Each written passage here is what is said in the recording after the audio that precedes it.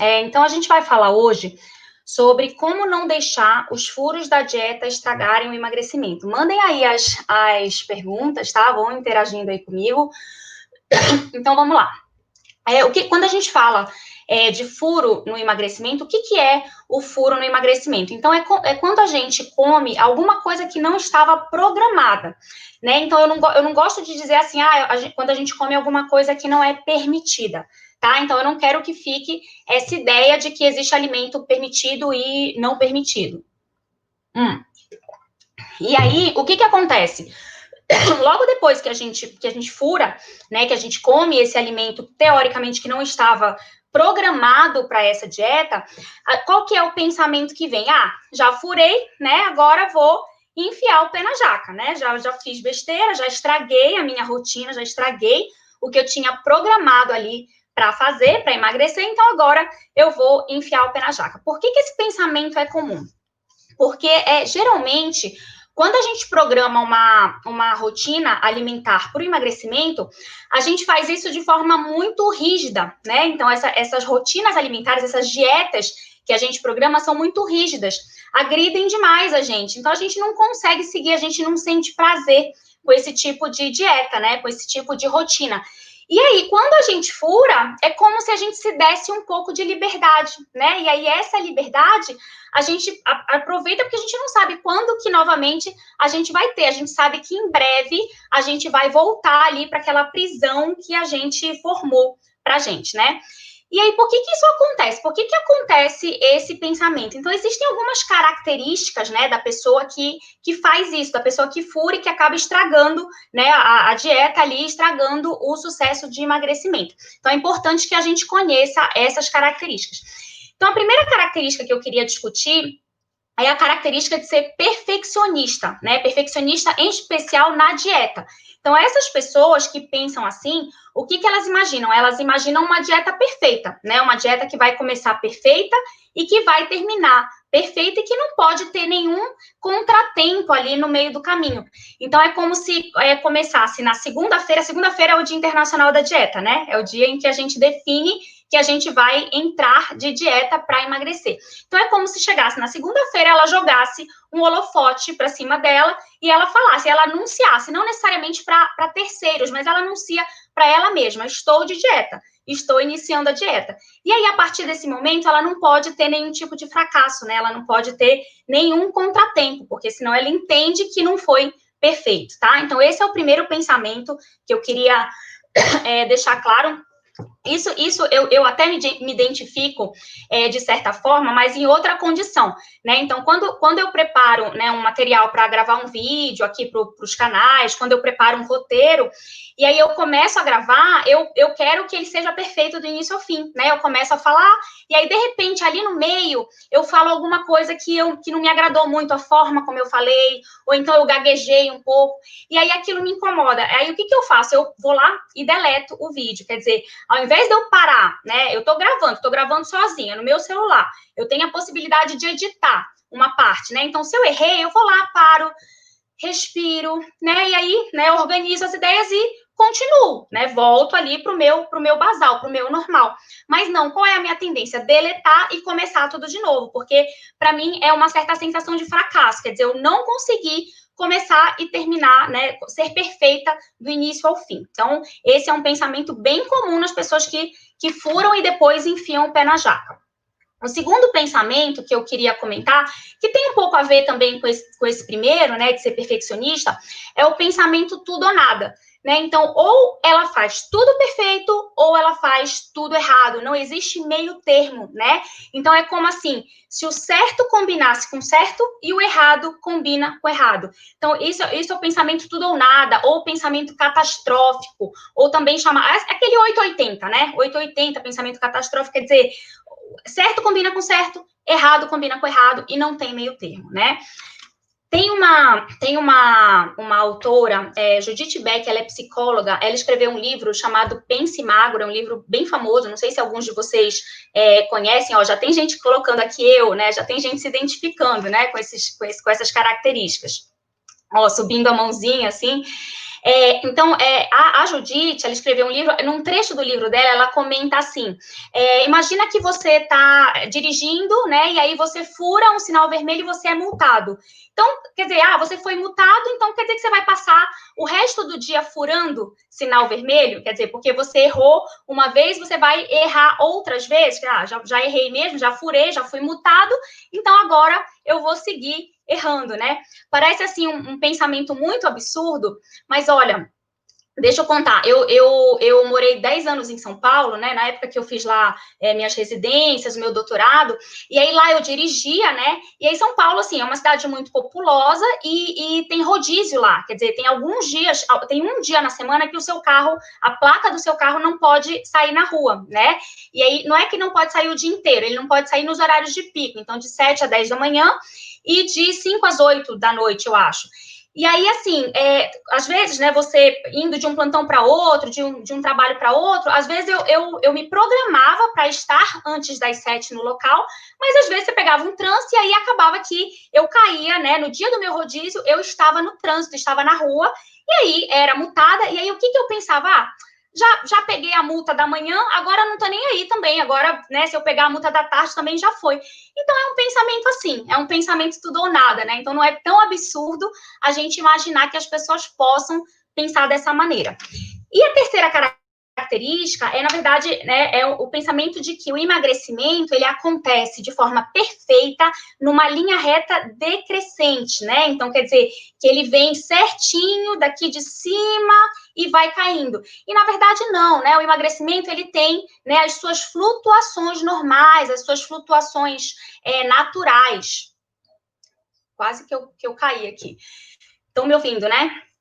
Então, assim, é normal ter uma flutuação, né? Quer dizer, a gente tem pequenas flutuações, mas o importante é que no final haja decréscimo, né? Haja uma diminuição. Então, é assim, você perde, numa semana, você perde 2 quilinhos, aí na semana seguinte você ganha meio, aí depois você perde mais 3, aí ganha 800 gramas, e aí você vai, mas é importante que sempre você esteja com saldo ali negativo, sempre você esteja decaindo o peso, tá?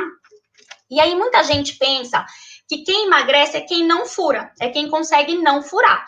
E, na verdade, não existe isso, né? Todo mundo fura, né? De vez em quando. Todo mundo, né, sai um pouquinho ali, come alguma coisa que não é considerada tão saudável. Todo mundo faz isso. Inclusive, as pessoas magras também fazem isso, também furam. A diferença não é não furar, né? A diferença é quem sabe furar. É você saber furar. Ou seja, o que é isso? É você saber administrar o seu furo. É você saber furar e voltar para o seu basal, né? Então, tem uma dica, né, que a gente fala, como é que eu vou saber furar? Então, tem uma dica que é assim, é um pensamento que é assim, você vai furar, então é como se você abrisse um compartimento, a gente chama isso de furar em compartimento, né? Como você abrisse, imagina, você abrindo mesmo um compartimento ou abrindo uma janela, né? Você abre, você fura, quer dizer, você come ali o que não estava programado, e aí você fecha o compartimento, ou você fecha a janela, e aí você volta para a sua rotina habitual. Então, isso é uma forma da gente pensar que ajuda, né, a gente se organizar ali para você furar, tudo bem, todo mundo fura, mas saber voltar. E a grande dificuldade é esse saber voltar, né? Justamente por causa desses pensamentos que eu comentei. Então, é ir se livrando mesmo, né, desses pensamentos perfeccionista, do tudo ou nada, saber que, assim, vai acontecer, né? Os altos e baixos acontecem, mas o baixo não pode ser visto como um fracasso, né? Então, isso é super importante. Lembrar também, assim, que a gente furou, não é o ideal você ter culpa, você ter arrependimento. O que você tem que fazer? O que é o mais inteligente?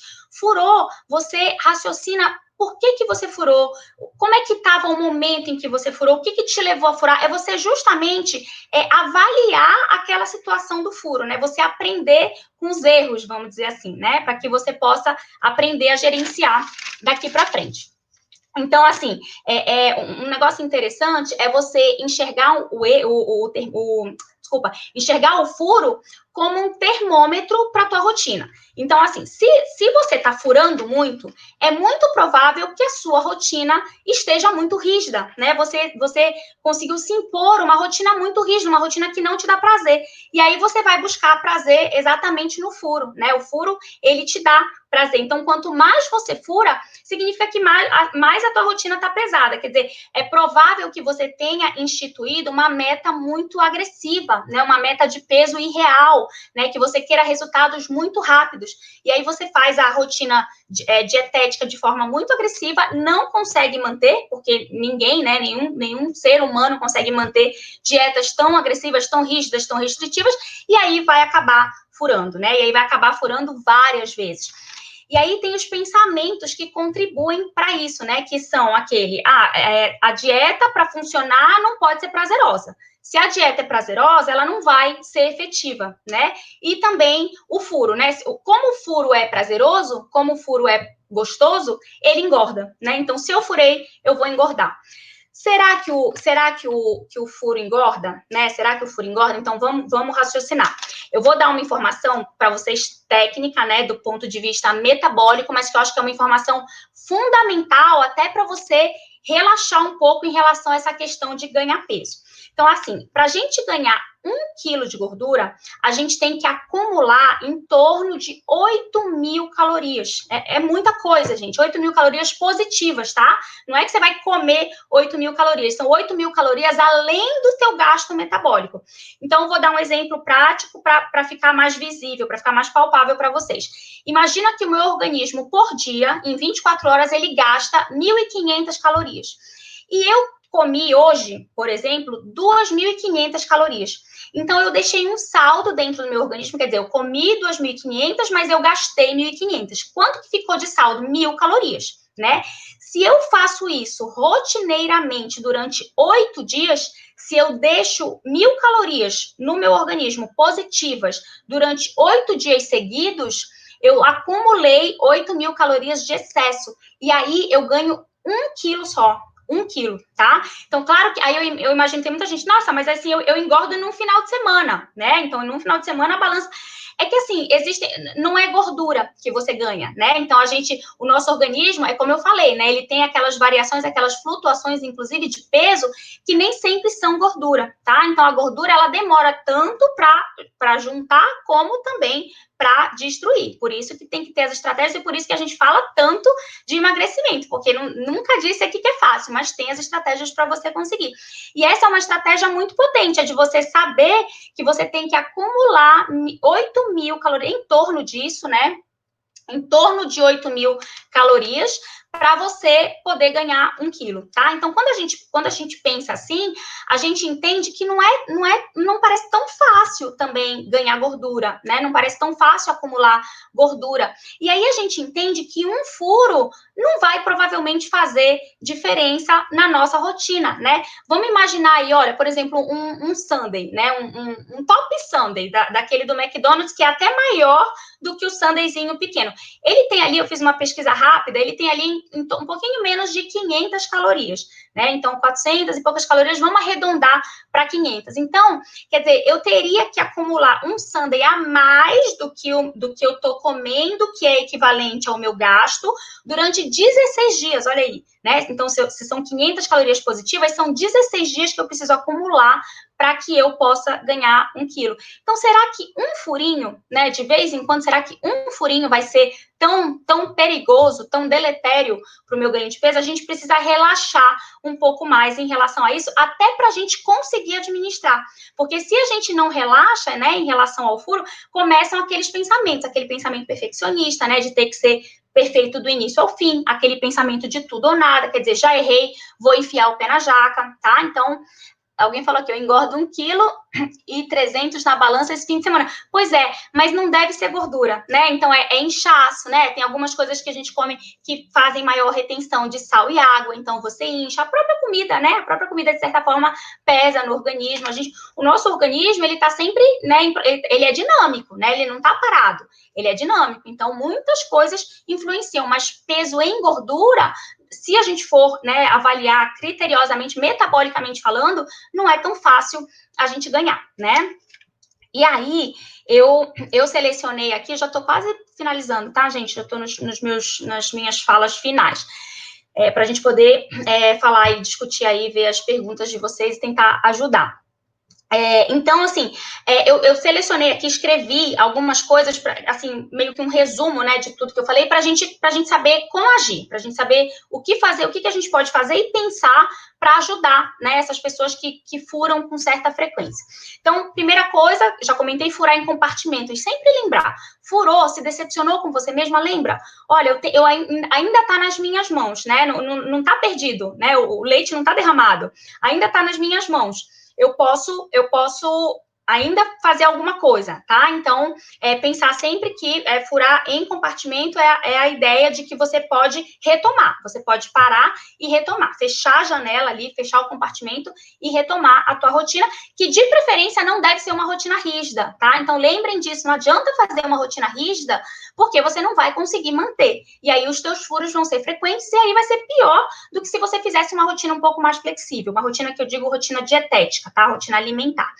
Segunda coisa, usar sempre aquela regrinha lá que eu falo do 80-20 para furar, né? De forma prática, o que seria isso? O que poderia ser isso? Imagina que eu faço 3 refeições por dia, tá? Café, almoço e jantar. Tô só dando um exemplo para ficar prático, não tô dizendo que a gente só emagrece dessa forma, é só um exemplo. 3 refeições por dia. Durante uma semana, 7 dias, 3 vezes 7, 21. 80% de 21 refeições, então 21 refeições durante uma semana, né? 80% de 21 vai dar em torno ali de 17 refeições. E 20% vai dar em torno ali de 4. Então, o que isso significa? Que na minha semana eu posso programar de 4 até umas 6, de 4 a 6 refeições, para que sejam refeições de furo, né? Para que sejam refeições de comidas assim, que não são saudáveis, mas que me dão muito prazer. Então, eu posso negociar comigo mesma, desde que as outras 15 ou 17 refeições cumpram, né, aquilo que eu me propus, né? Então, as outras 15 ou 17 vão estar dentro ali do programado.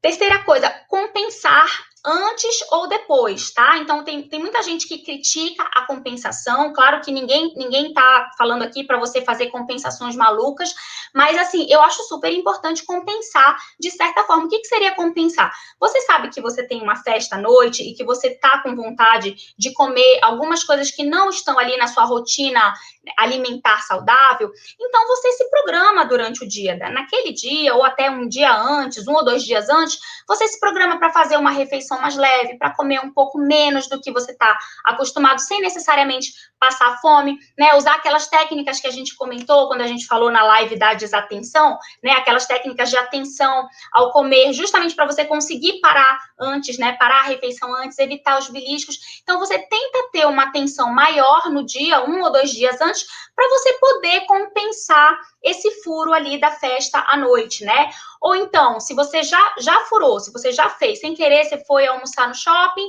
e aí você passou na frente do McDonald's e comprou um Top Sundae, né, que tem quase 500 calorias. O que você faz? Passa o resto da tarde sem comer, até porque você acumulou bastante caloria ali na hora do almoço, porque você almoçou e teve mais a sobremesa.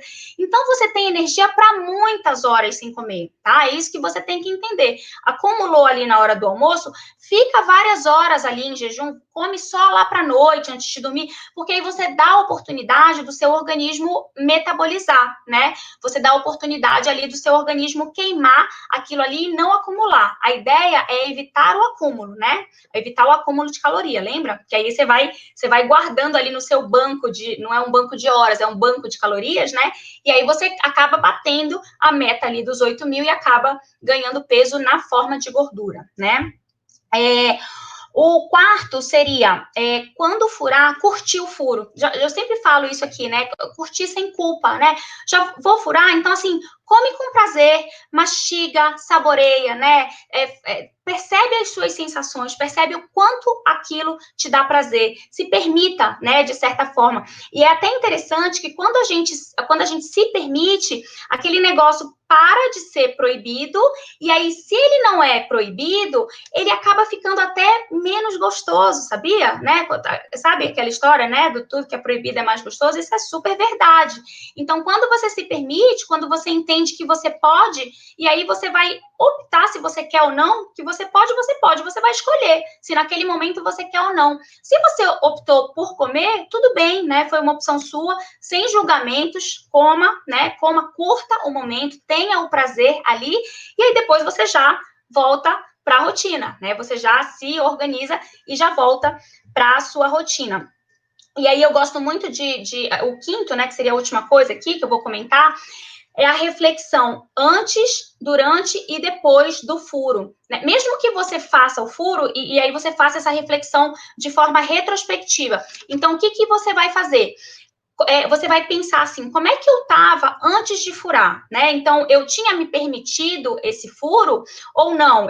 Foi um furo que foi furo mesmo, né? Estava fora ali da minha programação, mas eu furei porque eu tive um pensamento sabotador, por exemplo. Quando eu comento com vocês, né, que eu entro à madrugada aí estudando e preparando, né, os meus roteiros, os meus vídeos, as minhas aulas, e às vezes eu como, né, às vezes me dá vontade de comer alguma coisa doce, eu sei, eu tenho consciência de que aquilo, o que eu penso antes?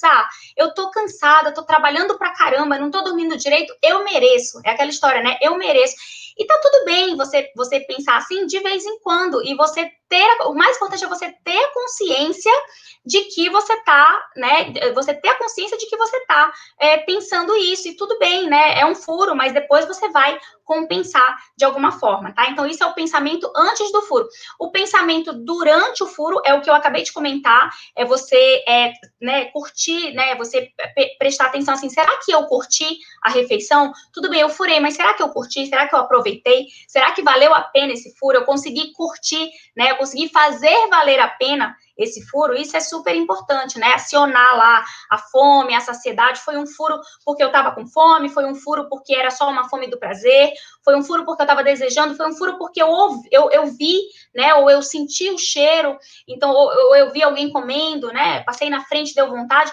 Tudo bem, né? Mas desde que você tenha consciência disso, tá? Então, fazer essa reflexão durante e também após, né? Então, eu comi, ok, eu comi após, como é que eu tô me sentindo, né? Eu tô me sentindo péssima porque eu cedi ou não? Era um negócio que eu tinha já programado e tá tudo bem, eu tô me sentindo bem porque eu tinha programado, mas eu tenho o poder de agora resolver, eu vou voltar para minha rotina, eu vou, de certa forma, compensar e tá tudo bem. E aí, o que eu vou fazer? Eu vou fechar a janela, né? Furei, então, abri a janela para furar, furei e depois fechei a janela, tá certo? E aí, olha, tem uma última dica, já tô falando há 23 minutos, eu sempre acho que eu vou conseguir falar menos de 20 e não consigo.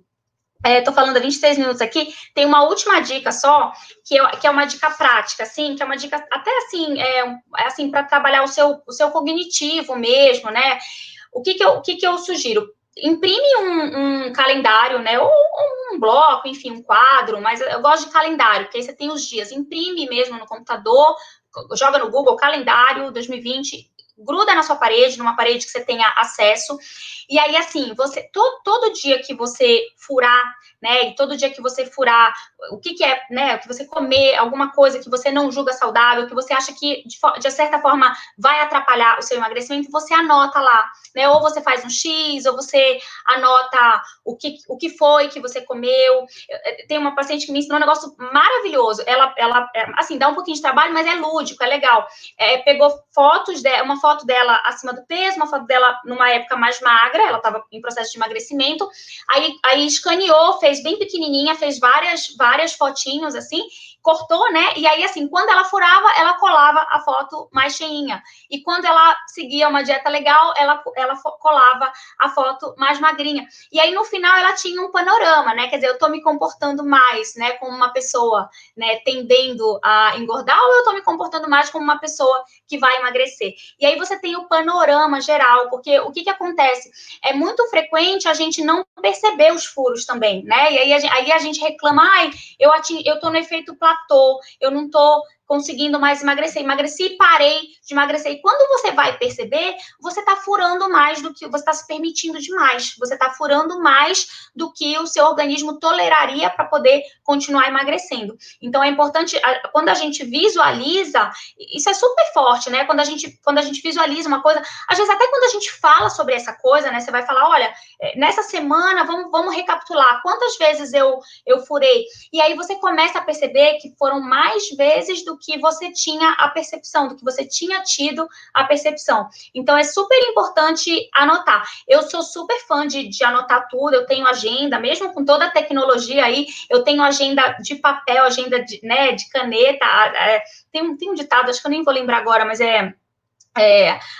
como é a mais fraca das tintas de caneta é melhor do que a mais forte memória, não é bem assim, mas enfim, confie na caneta, né? Claro que a gente tem que trabalhar a cabeça, obviamente, até para a saúde mental, mas assim, nesse mundo modernizado que a gente tem tanta informação, é tanta live, tanto vídeo, é tanta coisa que a gente recebe, tanta informação de WhatsApp, rede social, é muito difícil, a gente acaba tendo, né, um turbilhão de informações e é muito difícil a gente confiar na memória, principalmente para essas questões, né? Então, anote tudo, visualize. Quando você visualiza, você às vezes toma um susto. Você fala assim, nossa, eu nem me reconheço, eu fiz tudo isso, eu fiz isso, eu não me reconheço, eu realmente não tinha essa percepção. Gente, acho que era isso que eu tinha preparado, quase meia hora. Vamos lá, deixa eu ver aqui o que temos aqui. Aqui no YouTube, Facebook, o pessoal tá mandando palminhas, tá marcando o pessoal. Deixa eu ver aqui no Instagram. Falhou muito para vocês aí? Para mim, tava oscilando um pouco aqui. Fiquei bem nervosa, achando que eu ia cair. É muito comum esse tudo ou nada, é muito comum, né? A gente precisa... Mas, olha, só de saber dele já é diferente. Eu imagino que vocês que passaram por aqui hoje e ouviram isso, vocês já vão ter uma visão, uma noção diferente das outras pessoas que não se deram conta de que isso existe, né? Quando você estiver caindo aí num tudo ou nada, você raciocina, né? Você até você se observa, né? Quer dizer, eu nunca tinha... Olha que interessante, eu nunca tinha percebido esse negócio do vídeo. Eu nunca tinha percebido. E aí, eu fazendo essa live, a gente começa, eu tenho que raciocinar, que estudar, aí eu começo a escrever o roteiro da live, aí me veio o insight da história do vídeo, né? Quer dizer, eu faço isso e não percebo. Então, agora eu vou começar a me educar, até porque isso vai facilitar a minha vida, né? Quer dizer, acabou, não preciso ser perfeita do início ao fim. Vamos lá, vamos errar. Depois eu pego lá, vira a história da janela, né? Do compartimento. Eu vou lá e corto, edito e tá tudo certo, né? Vamos ver o que mais. Vocês têm que me ajudar aí. Mandem mensagens aí. Devagar e sempre. Devagar e sempre. É isso mesmo. Isso é uma boa dica, né? Eu engordei 1,3 kg na balança esse fim de semana, já comentei, né?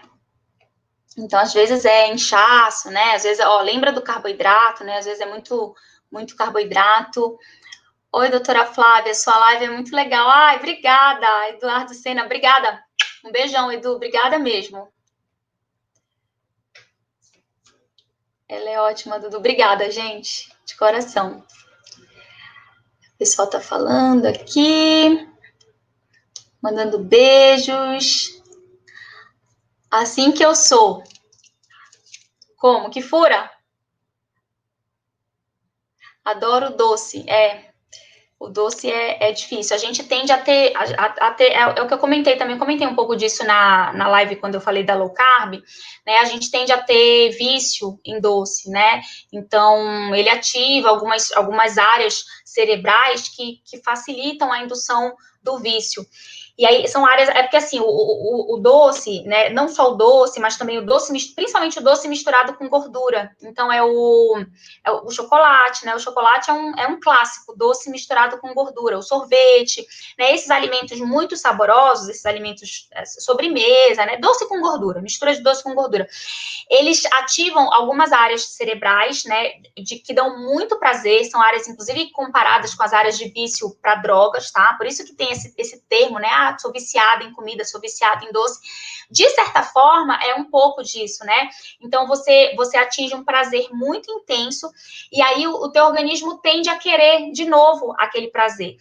E aí, assim, qual que é a dica? Parece papo de coach, mas é assim, tem outras atividades que também ativam essas áreas de prazer, né? Então, são atividades do dia a dia prazerosas, algumas atividades físicas, inclusive, por mais que as pessoas não gostem de atividade física, mas se você, imagina quando você sai para dançar com seus amigos, ou você vai num casamento, ou numa festa de aniversário com a sua família, com pessoas amadas, e aí você tá lá, né, brincando, dançando, sorrindo, conversando, né? Às vezes você tem um momento bom com a sua família, em casa, um café da tarde. Então, assim, tem várias coisas que são prazerosas e que ativam essas áreas do prazer. Então, a gente precisa saber explorar essas atividades. A gente esquece muitas vezes disso, né? Ainda mais na vida corrida que a gente tem. A pandemia foi a pandemia foi péssima, né? Mas uma das coisas boas que ela trouxe pra gente foi essa reflexão do que é de verdade importante, o que é realmente, o que é importante na vida, o que é que me dá prazer, né? Então, a gente faz essa reflexão e aí lembrar que quanto mais prazer eu tenho com atividades diferentes da comida, menos prazer eu preciso buscar na comida. Não quer dizer, não confunda com, a comida não pode dar prazer, não é nada disso, a comida tem que dar prazer, né? Até para ela ser computada, a comida tem que gerar prazer, né? Ela precisa gerar prazer. Só que a gente não precisa só buscar prazer na comida. A gente tem que aprender a buscar prazer em outras atividades do dia a dia. Então, é uma dica aí para diminuir um pouco o vício do doce. Aí a Ana falou, pode falar, tá ótimo, obrigada. Foi quando eu falei que eu estava falando demais, né?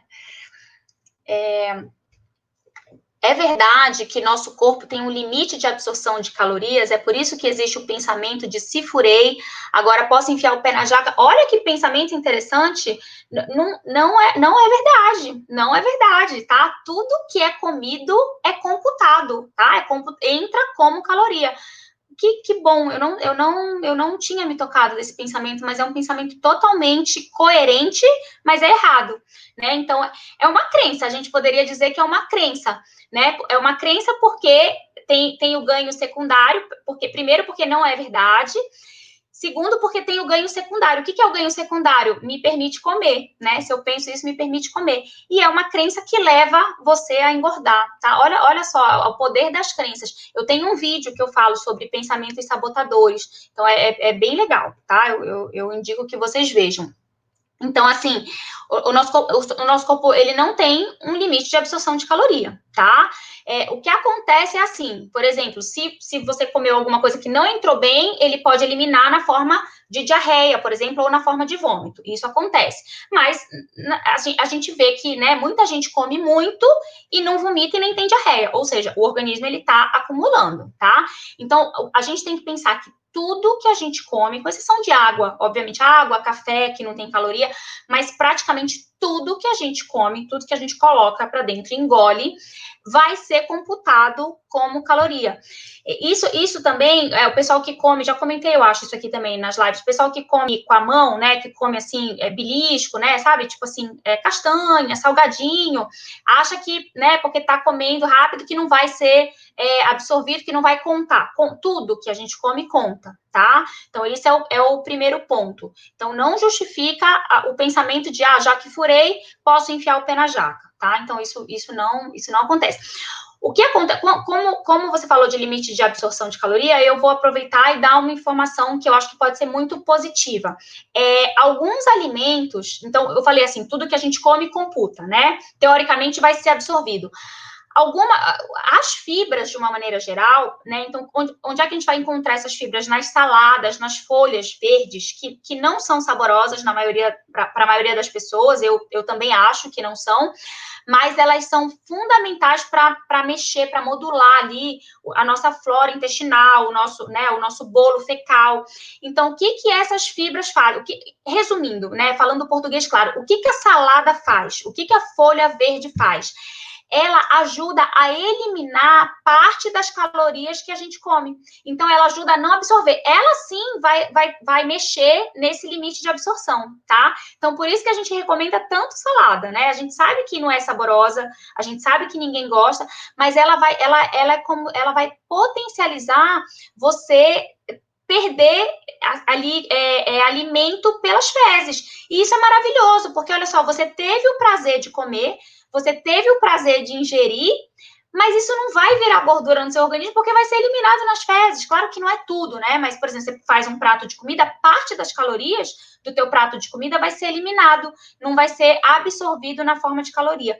Tem remédios que fazem isso também, né? Então, tem um medicamento que faz isso com a gordura. Então, o que ele faz? Ele impede que o intestino absorva gordura do que eu comi. Se eu comi um ovo frito, né, parte da gordura ali do ovo frito, que eu usei a manteiga para fritar, não vai ser absorvido, vai ser eliminado nas fezes. Então, esse remédio, ele vai lá, atua ali na parede intestinal, impedindo que o intestino absorva toda a gordura. Se o intestino não absorve toda a gordura, essa gordura não é computada na forma de caloria, tá?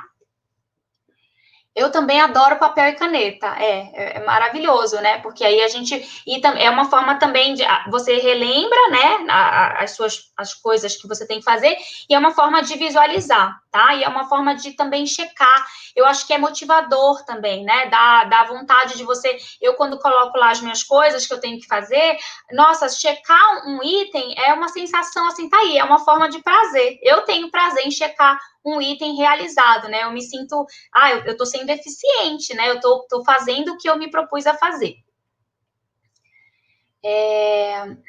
Falhou só um pouco, tá? Eu sem querer, eu não percebi, na verdade, entrou no Wi-Fi, eu devia ter entrado com 4G e agora eu tô com medo de trocar e cair. Você falou tudo hoje, obrigada. 20 miligramas de prednisona por dia atrapalha no emagrecimento? A prednisona é um corticoide, tá?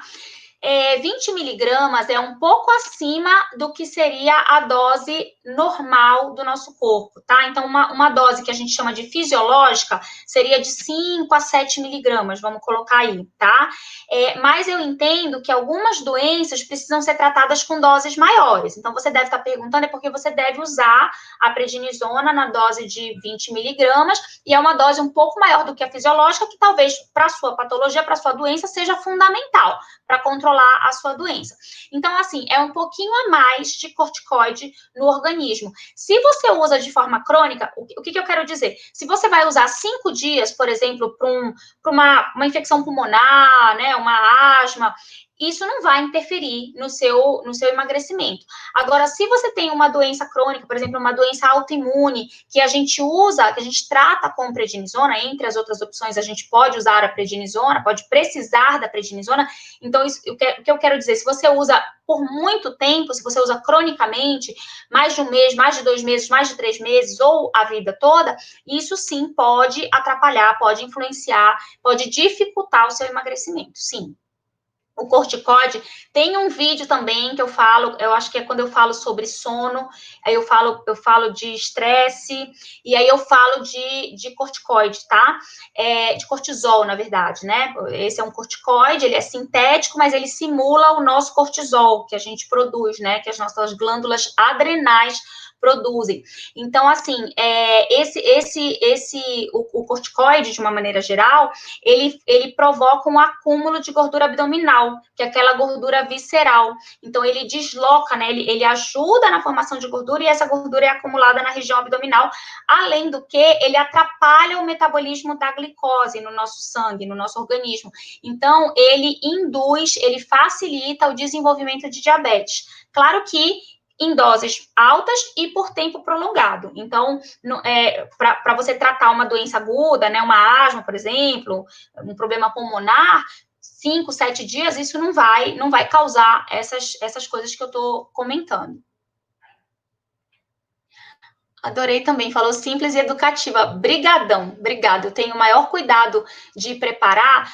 A minha cabeça pensa muito como, né, assim, de forma técnica, né? Isso é normal nos médicos. A gente aprende de forma técnica e a gente tende a repassar de forma técnica. E eu sei que, às vezes, da forma como a gente está raciocinando, essa informação não chega da forma como a gente quer para o paciente ou para a pessoa que está, né, ou para o seguidor, enfim, para a pessoa que está ali do outro lado tentando aprender alguma coisa, né, com a gente. Então, lembrei rapidinho, contar uma história rápida, lembrei de um dia que eu tava com a minha filha, e aí eu falei, eu acho que a internet caiu, a gente estava vendo desenho, olha só, um momento prazeroso, tá? Então eu estava ali trabalhando as minhas fontes de prazer, que não são a comida, estar com a minha filha, vendo desenho, fazendo alguma coisa boba, enfim. E aí eu falei para ela assim, ai, filha, aí pausou, né, o desenho, eu falei assim, ai, filha, acho que o sinal caiu. Aí ela mostrou o bracinho dela, que ela tem um sinal aqui no cotovelo. Então, assim, isso eu falei uma coisa para ela, ela entendeu, ela tem 2 anos, ela não sabe o que é sinal de internet, então ela entendeu que era o sinalzinho do cotovelo dela, quer dizer, aí, assim, na hora eu tive esse insight também, eu falei assim, nossa, tá igual eu e meus pacientes, às vezes eu falo uma coisa e eles entendem outra totalmente diferente. Então, eu tenho tido muito cuidado, tenho até estudado muito, né, a parte de educação mesmo, eu sou educadora, né, sou professora, mas tenho também me dedicado muito à área educativa, da forma de você simplificar a mensagem, né, de você passar a mensagem de uma forma que a pessoa que está lá do outro lado realmente entenda aquilo que você está querendo passar. Então, eu fico muito feliz com esses elogios. Muito obrigada, porque é uma coisa que eu estou me dedicando para fazer. Ah, lindo, uns elogios aqui. Melhor endócrino, muito competente, obrigada. Ontem furei por conta de muito trabalho e me deu muita fome. Tudo bem, eu também estou confessando aqui que eu estou furando a semana inteira, né? Comendo, porque eu também estou tendo muito trabalho. Mas olha, é justamente isso, né? Você furou ontem, olha que interessante nessa sua fala. Você furou ontem, você percebeu que a associação foi pelo excesso de trabalho, então esse talvez tenha sido o sabotador, é mais ou menos aquilo de furei, ai, né, tô cansada e aí eu mereço, né, um pouco disso. Mas tudo bem, você furou, você fecha a janela.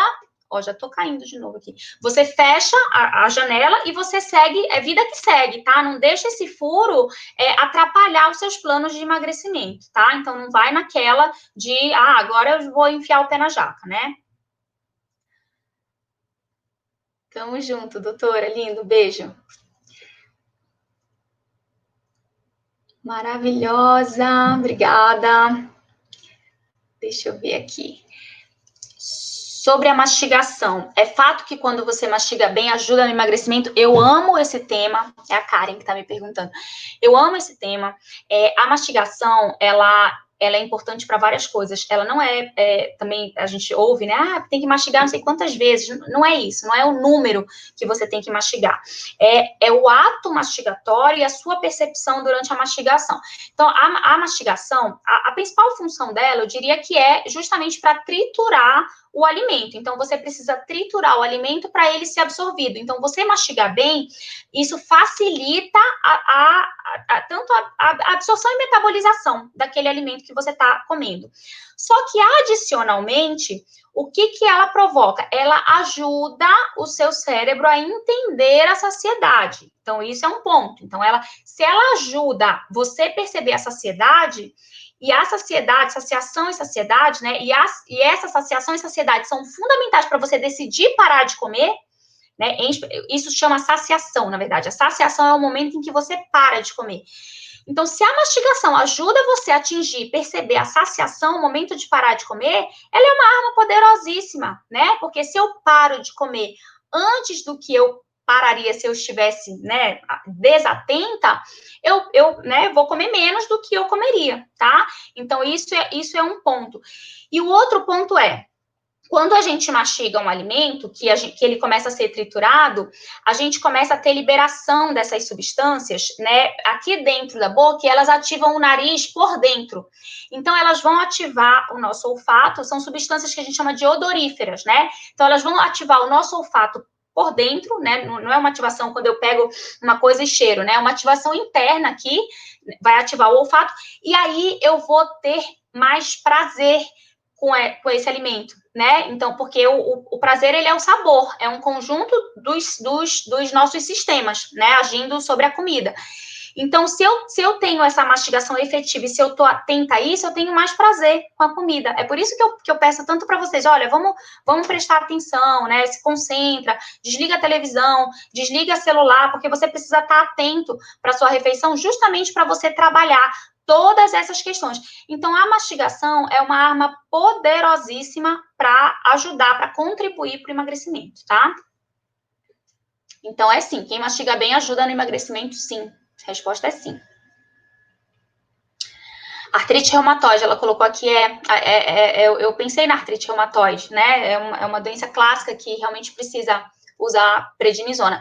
Mas olha, não usa isso como um sabotador também, como um pensamento sabotador do seu emagrecimento. Sabe aquela história, igual a história da genética que eu comentei, eu já uso prednisona mesmo, então já tem artrite reumatoide, uso prednisona, então, né, já tô ferrada, não vou emagrecer. Não, né? Você pode emagrecer apesar da prednisona, tá? E é aquela história, né? Mesmo você usando prednisona, você pode encontrar a melhor versão do que você pode ser, né? Então, se você se esforçar, se você seguir essas orientações, né? Se você fizer esse passo a passo que a gente vem comentando aqui, você pode sim, né, ter um peso que lhe agrade mais, mesmo usando prednisona, tá?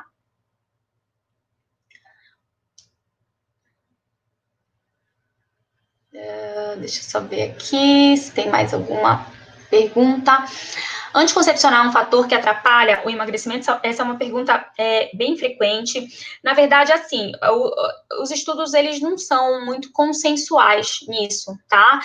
O que a gente... Claro que, assim, né, de certa forma, ele pode, em algumas pessoas, isso não é todo mundo, né? Em algumas pessoas, ele pode mexer um pouquinho aí na característica do apetite, né? Então, ele pode, de repente, estimular um pouco mais o apetite, mas, geralmente, a paciente vem trazendo bem isso, né? Eu comecei a tomar e senti que aumentou a fome, tá? Então, não é aquele negócio da paciente engordar e achar que foi do anticoncepcional, tá? Então, é uma coisa bem pontual que ela percebe que aumentou o apetite. Isso não acontece em todo mundo. O que acontece é que você pode ter também uma retenção hídrica, né? Uma retenção de água, e aí na balança parece que você engordou, tá? Então, tem esse ponto. Aí tem também outras situações, né? Por exemplo, as pacientes que têm síndrome de ovário policístico, né? Então, um dos tratamentos propostos, um dos tratamentos que pode ser usado é o uso do anticoncepcional para tentar regular o ciclo, porque elas têm ciclos irregulares. Só que elas têm geneticamente uma predisposição para o ganho de peso e também para a resistência insulínica. Então, o ganho de peso nessas pacientes em especial, na síndrome de ovário policístico, não está relacionado com o uso do anticoncepcional, tá? E sim é própria da doença, tá?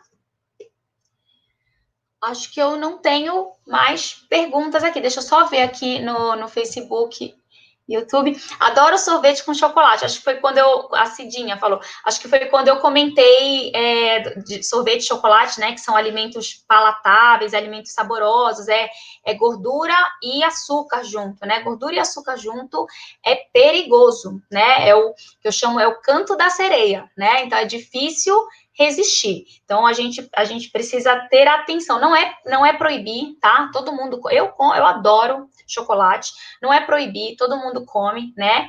É você saber se relacionar com esse tipo de comida. É você saber que é um alimento perigoso para viciar, né? Então, se é um alimento perigoso para viciar, eu vou usar todas as minhas armas, todas as minhas ferramentas, né? Então, eu vou comer, vou determinar uma frequência para comer, né? Eu vou comer no momento em que eu consiga compensar, eu vou tentar não comer grande volume, porque eu sei que é calórico, também vai ser difícil, vai acabar também ajudando a viciar, né? Então, vou fazer ali tentar fazer as minhas compensações e quando comer, eu vou comer sem culpa, eu vou comer curtindo cada pedaço, né? Eu vou comer sentindo ele derreter na minha língua, sentindo o cheiro dele que vai exalar aqui por dentro, que vai ativar o meu olfato, sentindo o gosto, sentindo a textura, né? Quando ele começa, primeiro ele começa durinho, aí depois ele começa a derreter na língua.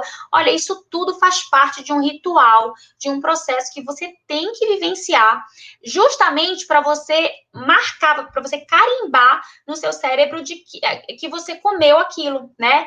Então, você carimba, você diz, olha, eu comi e tá tudo bem, tá? Eu tô sem culpa, eu comi e agora vamos ver o que eu vou fazer. Eu vou me organizar e tá tudo bem, tá? Eu me dei esse prazer porque nas outras refeições eu estou fazendo uma combinação legal. Então, eu mereci esse prazer porque eu consigo compensar, de certa forma, nas outras refeições, tá?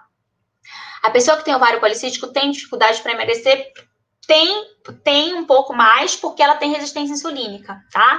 Então, aí a gente tem que combater fortemente a resistência insulínica, tem remédios para isso, aí, né, precisa. Claro que, assim, pode usar todas essas coisas que eu tô falando, pode aplicar no seu dia a dia, mas também tem que ter o acompanhamento profissional. Aí tem que acompanhar ou com ginecologista ou com endocrinologista, tá? Mas pode sim, por causa da resistência insulínica. Adoçantes são indicados para crianças? Eu não indico. O que é melhor para substituir o açúcar para crianças? Olha, se a criança for diabética tipo 1, aí a gente pode até discutir, tá? Com exceção disso, se for para emagrecimento, o que eu gosto de fazer? Eu gosto de compensar num outro tipo de carboidrato, justamente para não ter que tirar o açúcar e não ter que dar adoçante para essas crianças, tá? Então, se for, vamos imaginar, provavelmente né? Provavelmente é emagrecimento, ou assim, evitar que engorde, né? Para tentar melhorar os hábitos. Então, primeira coisa, né? O açúcar não é proibido, assim como quando eu comecei a live, eu falei que eu não considero nenhum alimento proibido. O açúcar é um carboidrato refinado, e que aí a gente tem que ter atenção, né? É a história do canto da sereia. A gente tem que ter atenção, porque se a gente deixar, ele leva a gente, né? Se a gente deixar, a gente se vicia facilmente, tá? Então, assim, o que eu tenho que pensar? Onde eu vou usar açúcar, né? Então, geralmente a gente usa açúcar para adoçar café ou chá, a gente usa açúcar para adoçar, de repente, um mingau, né? E a gente usa açúcar para adoçar suco, né? Geralmente, eu penso que é isso. Se vocês lembrarem de mais alguma coisa aí, vocês me mandem. Então, no dia a dia é isso. Então, o que eu tenho que pensar? Dessas coisas, o que é rotineiro na minha vida? Aí eu vou dizer para vocês, o que é rotineiro na minha vida é o café. Então, desses aí que eu citei, eu tomo muito café. Aí, o que eu vou fazer, né? Eu tenho que tentar me preocupar, primeiro, com a frequência que eu tomo café, porque eu sei que vai ter o açúcar junto, né? Então, isso é uma coisa que eu tenho que ter atenção, e aí eu tenho que avaliar. Eu quero diminuir a frequência do café, ou eu quero diminuir a quantidade de açúcar que eu coloco no café, ou eu amo café com açúcar e eu prefiro diminuir outro carboidrato. Se eu for responder, eu vou dizer, eu amo café com açúcar e eu prefiro reduzir outro carboidrato. Aí eu vou dizer, né, para vocês que eu já não gosto muito de arroz, né? Então eu quase não como arroz, eu como muito pouco, tá? Eu não gosto muito de macarrão. Então eu tenho outros carboidratos. Eu não gosto muito, assim, eu gosto de pão, mas eu não tenho hábito e não sou viciada em comer pão toda hora, todo dia. Então, assim, tem outros carboidratos que eu vou preferir eliminar para não ter que eliminar o meu vício, e aí eu confesso que é um vício, porque eu adoro café com açúcar, mas tudo bem, porque aí eu vou saber equilibrar e eu não vou engordar. O negócio é a gente querer o café com açúcar, o suco com açúcar, a sobremesa, o arroz, o macarrão, quer dizer, a gente querer tudo e não querer abrir mão de nada, né? Então, assim, eu não gosto de indicar adoçante para crianças. Eu acho que a gente tem que, primeiro, assim, adequar o paladar da criança, né? A não se viciar o mínimo possível no açúcar. É difícil a gente dizer não se viciar, né? Porque eu acho que é impossível. Mas, assim, o mínimo possível depender do açúcar, né? Então, fazer a criança experimentar. Por exemplo, a minha filha ama açaí, mas ela toma sem açúcar. E eu já não consigo tomar com açúcar, sem açúcar. Então, por quê? Porque o meu paladar já está viciado, né, no mais doce. Ela nunca experimentou, ela não come, ela não tem o hábito de tomar com açúcar, então ela não sabe que é mais gostoso ainda com açúcar. Então, ela se contenta com açaí sem açúcar. Então, essas coisinhas na criança, a gente vai modulando, né? A gente vai tentando equilibrar, mas infelizmente, né, não dá para tirar totalmente, né? Então, é mais assim, você equilibrar. Muita gente tem pânico de açúcar refinado, mas assim, eu gosto muito de ensinar, para quem tem interesse, contagem de carboidrato, né? Então, se você vai lá numa tabela, você pode até jogar no Google, contagem de carboidrato de uma colher de sopa, por exemplo, de açúcar. E aí você vai comparar com outros alimentos, às vezes é a mesma coisa. Às vezes o outro alimento que você come sem culpa tem até mais carboidrato do que a colher de sopa de açúcar, tá? Então, é importante também a gente ter essa percepção. Eu vou falar um pouco disso, eu vou falar muito de alimento na próxima live, acho que na última live, acho que na quinta-feira. Eu não estou decorada muito a sequência, mas acho que é na de quinta-feira eu vou falar sobre comida, ainda vou falar sobre exercício físico, que eu acho que é amanhã, e depois sobre comida, e aí a gente vai comentar sobre isso, tá? Sobre essas questões aí de alimentos processados e tudo mais. Então, tá bem interessante, não percam, tá? Mas a resposta é, eu não gosto de tirar o açúcar da criança, mas eu limito, né? Então, é você trabalhar o paladar da criança para ela depender o mínimo de açúcar. O açúcar demerara é melhor que o normal? Esses açúcares, né, demerara, o mascavo, eles são menos refinados. Então, se você me perguntar assim, ele conversa melhor com o organismo, ele conversa um pouco melhor com o organismo tem um pouquinho mais de dificuldade de metabolizar ele do que de metabolizar o açúcar refinado. E essa dificuldade, ela tem que ser entendida como positiva, tá? Nesse sentido, nesse contexto, ela tem que ser entendida como positiva, porque é como se ele tivesse um pouquinho mais de fibra, vamos dizer assim, e aí o organismo tem que trabalhar mais e gasta mais energia para metabolizar. Mais ou menos assim. Só que a diferença é muito pequena. As pessoas que geralmente usam o açúcar demerara ou mascavo, muitas vezes têm a noção, falam assim, ele é saudável, e aí, mandam ver, né, e aí acabam comendo muito, e eles têm carboidrato também, como o açúcar refinado. Por isso que eu gosto muito da contagem de carboidrato, né, porque aí a gente, apesar de você saber que ele tem uma refinação um pouco menor, mas você sabe que ele não é totalmente, né, assim, permitido no sentido de ele tem carboidrato também, né, e aí você vai tentar entender quanto de carboidrato ele tem. Então, quem tiver um pouco mais de interesse, dê uma pesquisada em contagem de carboidrato, é uma coisa que ajuda muito, tá? Ajuda muito você conhecer os alimentos para você começar a fazer as suas escolhas. Adoro massas. E a massa, lembrar que a massa é carboidrato, né? E aí vira açúcar, né? Vamos dizer assim, ela é trabalhada no organismo da mesma forma que o açúcar, assim, de forma parecida como o açúcar. Então, ela entra no grupo dos carboidratos. O problema é o refinado, é isso mesmo, né? Então, teoricamente, quanto mais refinado, pior. Só que eu vejo o açúcar branco sendo muito demonizado e as pessoas não tendo a preocupação com outros alimentos que vão gerar a mesma resposta, uma resposta muito parecida no organismo, muito parecida com a resposta gerada pelo açúcar refinado, tá? Então, assim, eu não acho que é necessário tirar totalmente. Talvez no período de emagrecimento, né, seja interessante você dar uma boa diminuída, né? Quem conseguir retirar, maravilha. Quem já conseguiu retirar, não precisa nem estar ouvindo isso aqui, né? Eu tô falando para quem ainda tá viciado, para quem ainda tem dificuldade. Às vezes é mais interessante você se preocupar menos com açúcar refinado e conhecer mais a carga de carboidrato que cada alimento tem. Porque às vezes você tá comendo, você tá sofrendo tanto para tirar o açúcar, e aí você tá comendo um outro alimento que às vezes não te dá tanto prazer, e aí você tá comendo a mesma carga de carboidrato que o açúcar que você poderia estar usando ali e poderia suprimir um outro alimento que não te dá tanto prazer, mas que você tem o hábito de comer, tá? Deixa eu ver aqui se tem mais alguma coisa. Furo demais, que legal, né? A Vilma falando, só patino, não emagreço, furo demais. Então, adorei as dicas, acho que é isso. Então, assim, justamente, né, começar a prestar atenção. Só de perceber já ajuda, né? Porque aí você começa a gerenciar melhor ali o seu, né, a sua rotina alimentar. Resistência insulínica alta não emagrece? Não, né? Quando você tem aumento de insulina, então na resistência, já estamos nos 2 minutos finais, achei que a gente nem ia chegar nos 2 minutos. Quando a gente tem resistência insulínica, o meu organismo produz muita insulina. A resistência insulínica é como se eu tivesse um tecido em que a insulina não consegue agir. Imagina a insulina vindo aqui no meu tecido, por exemplo, no meu músculo, na minha gordura, e ela não consegue agir, ela não consegue entrar para fazer a ação ação dela. Qual que é a ação dela? Pegar a glicose do sangue e jogar para dentro do tecido. Então, se eu tenho essa resistência insulínica, o meu organismo, ele tem ele dá uma mensagem para eu aumentar a insulina. Ele fala assim, nossa, aumenta a insulina que tem que fazer mais força aqui para agir nesse tecido, que não está agindo. E aí o pâncreas começa a aumentar insulina, insulina, insulina, insulina, insulina.